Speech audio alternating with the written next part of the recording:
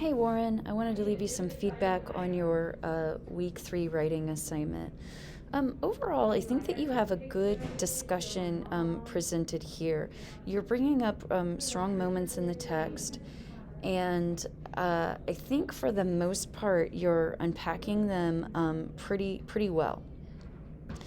Uh, so there's just a couple things that I want to talk to you about that would make this essay stronger. First off, you want to make sure that in your summary you are formatting the essay title correctly. So you want to put it in quotation marks, and you want to make sure that you include the author's full name. And I think this sentence, as an opening sentence, isn't really satisfactory for capturing the main idea. So I would recommend trying to capture Orwell's overall main idea in the first sentence. In addition, this summary, while it's detailed, but there are moments that are almost too detailed, right? So I'm not so sure that the reader needs all the details about the dog in the introduction.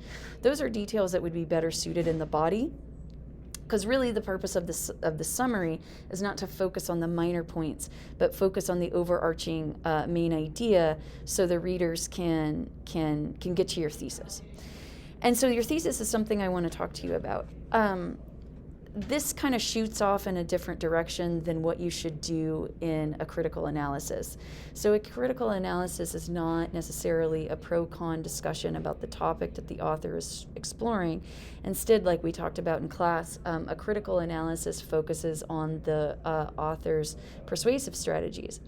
I see evidence of that in the body, but in terms of the thesis statement, it needs some work. It needs some tweaking, because this isn't really a thesis statement that would align well with critical analysis. Instead, you want to ask questions like, is the author's argument persuasive, and why?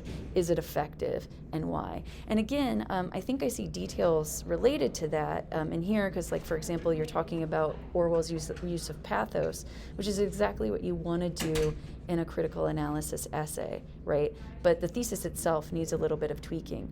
In addition, some of the paragraphs start out strong, but they kind of shoot off in different directions. So you start to present the idea that the author uses specific details about the guard being a puny wisp of a man. This is a really excellent point to bring into your paper, but you abandon it, meaning like you don't really explain why you brought that in or what point you think it serves. Instead, you start talking about the dog, which is a completely different topic.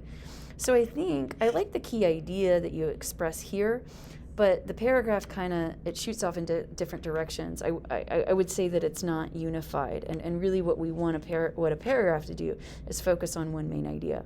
So I think what I would do is talk about the prisoner's the description that Orwell uses of the prisoner and what kind of effect that has on the audience, and then in a separate paragraph talk about the dog's reaction to the prisoner and what kind of effect that's supposed to have on the audience.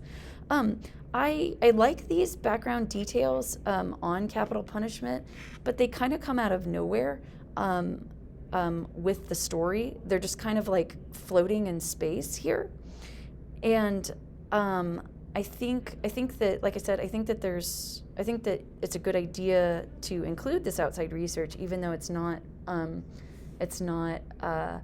required for the assignment, but this needs more development. So you need to connect these ideas more clearly with what Orwell's doing. Because again, this isn't necessarily a paper supporting or calling for the end of capital punishment. Now, you can talk about those things as subtopics in the essay, since that's what Orwell's topic is. But really what you want to focus on is the author's argument persuasive and effective, and why? Your works cited page, make sure that you're formatting it correctly. Your title should be centered, and it needs to be works cited. That's the title. And you also want to include your header over here. I am not sure what you're citing here in terms of George Orwell. The entry should be the author's name and the title of the article. So you don't need to go look up another version of Orwell unless this is just a page that talks about general facts about Orwell. And if that's the case, you need another entry that includes a hanging, since that is what you're citing from. So some small tweaks on your Works Cited page, and some revision here in this paragraph, and I think this paragraph, and also rethinking and tweaking your thesis, would make this a pretty effective essay. All right, thank you.